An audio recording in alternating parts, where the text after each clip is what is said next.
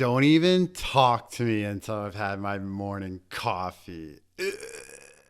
I'm Sambo, alcoholic, junkie, recovering from both of those, non-practicing, but still in the Hall of Fame. And I quit caffeine for 30 days.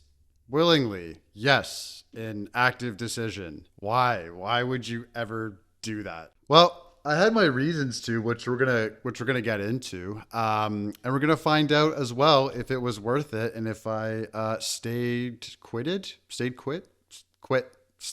Now, let me be the first to say this is not going to become a channel where I'm just like quitting something new every week. I'm not going to be sitting in like a white room in 2 years, like a padded white room with like a plate of multivitamins and just water. But I am always on the quest to, quite honestly, just get through the day feeling like okay. And with that, I definitely had good reason to quit caffeine. Big shout out to all my sober homies watching this who are like, dude, why would you ever quit like the one thing they can't take away from us, or like the one of two things they can't take away from us? If you ever go to an AA meeting, it's exactly how you would imagine it. It's just people who are pounding coffee and hacking darts, just chain smoking cigarettes. We've all got our modality. We've all got our weapon of choice. And for me, that was coffee. And let me tell you, I love coffee. I love the taste of it. I love the morning ritual. I love going to a new coffee shop to try it out.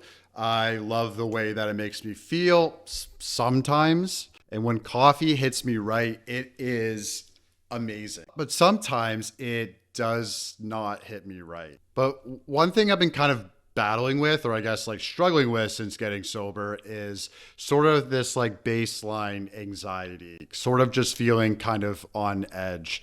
And also these brief periods of what I call kind of catastrophizing, in which I would kind of feel the world was ending or my world was coming to an end. I like read a headline in the news and I would spiral, or I would be at work and my coworker would say something like an offhand comment and I would be freaking out about that.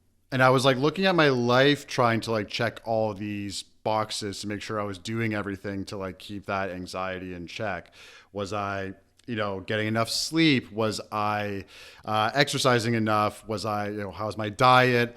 Am I going to therapy? Do I need more therapy? Am I going to enough meetings? And after kind of checking all these boxes, I was just like shit out of luck. I was looking for the next step to potentially hop on medication. And looking at that as like the next step was funny because I wasn't really addressing like the proverbial boogeyman in the room, which was my stimulant consumption. I'd seen people online who had, made that jump. They had quit caffeine, they quit coffee. Shout out to r/decaf. That's kind of where I found myself. And these people were all talking about the benefits of quitting, whether it be better sleep, not experiencing anxiety and panic attacks like I was experiencing. And at the time, I was, a regular kind of user of both caffeine and nicotine. And I kind of looked at those two and basically was like, all right, which one of these two am I like willing to like try to give up? And I settled on coffee. Nicotine's kind of a whole other beast, which we'll get into. So I decided to pull the trigger that weekend. And I had read about people who had weaned themselves off, so reduce their amount, versus people who had kind of quit cold turkey. And I decided to go cold turkey. So four cups of coffee a day, give or take a cup or two. And I went down to zero. So I stocked up on decaf, and there are a myriad of kind of symptoms that you read about. There's people who report, headaches. They report feeling fatigued, this irritability, a depressed mood, lack of motivation. So I kicked it off on Saturday. Was day one. And quite honestly, like day one was the easiest, I would say. The main thing I was kind of dealing with was, fatigue and a little bit of a somber mood. which was perfect because it was like a rainy day outside. And so my fiance and I just kind of curled up on the couch with our bulldog and binge watched Love Island. So I was feeling kind of good going into day two. And when I woke up on the Sunday, was feeling, a lot of the same kind of fatigue, somber mood, but then also had a few kind of new symptoms introduce themselves. The main one really being was just like general irritability and getting like irritable over like these, like the small things. Like my fiance is like, let's take our dog to the dog beach, which is 5 minutes away, and like what we do every single Sunday. And in my head, I'm like, what do we have to take the dog to the dog beach? Can we not do that? Or she's like, let's go to Trader Joe's because like we fucking love Trader Joe's. But I was like getting like restless and irritable. I was like, why are you asking me to do normal things? But I made it through the weekend like relatively unscathed. And this is where the fun, and when I say fun, I mean really not fun, shit began. Some really kind of interesting, research or exciting research that's come out about quitting caffeine is that if you actually like, comment, and share your experiences with quitting caffeine and subscribe to my channel, it has no bearing on if, quitting caffeine will be easy or hard for you. It would, however, make my day. So if you please feel so inclined, I would really appreciate that. Now, days 3 through 8 is where shit got really gnarly for me because I went back to work on the Monday, obviously. And also to like day 2, day 3, if you read up on it, is really when like withdrawal symptoms tend to peak. But that first week back at work came in the inability to concentrate or focus on anything that I was doing. It would take me like 20 minutes to write a very basic email. As someone who takes like a lot of kind of pride in their work, this led to me feeling more irritable. It also started to make me feel a little bit anxious and get really quite down on myself. At this point, I'm like pounding decaf coffee because I know there's like 4 milligrams or 3 milligrams of caffeine compared to like the standard 100 in a cup of coffee. And in my addict brain, I was like, okay, I'm just gonna drink like 9 cups of this to like feel something.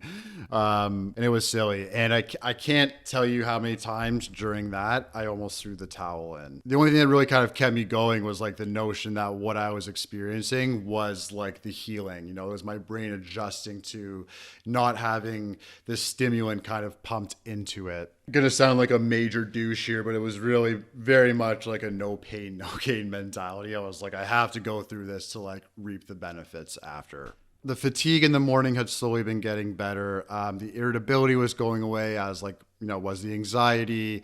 I was able to focus a little bit more and more each day. My sleep was like not great because I started having these like crazy intense dreams, like super vivid, that would sort of like jolt me awake. So I like wasn't staying asleep. One kind of like side effect that I didn't experience throughout this period was headaches, which I know a lot of people do get. I don't know what it was. I didn't have any headaches, but I made it to the weekend, and that was another like 1 to 2 day, I guess, break of like having to will myself into focusing and concentrating and like just trying to get through work. And that weekend, pretty well symptom free. My energy had restored to kind of normal levels. The like lowered mood was gone. The anxiety, the irritability were all kind of, gone at that point, which was great. But these are obviously the symptoms that are a result of quitting caffeine. And now it was kind of time to see if I would reap the benefits of it. Days 8 through 30 was really seeing if there were the benefits to reap from quitting, caffeine. And I'll tell you the answer. And the answer is yeah. I started to notice the benefits, or sort of like not notice the benefits, because they were quite subtle, quite kind of gradual. But I felt like that overall baseline anxiety had been diminished. And over those remaining kind of 3 weeks, I didn't have a single period of that catastrophizing, which I was referring to before, which was amazing. And I also started to notice another like huge perk or benefit of it, which was more restful and deeper sleep. If you've watched any of my other videos, you know that I am a dirty for sleeping. I started falling asleep way quicker. I started again staying asleep and waking up feeling like way more rested.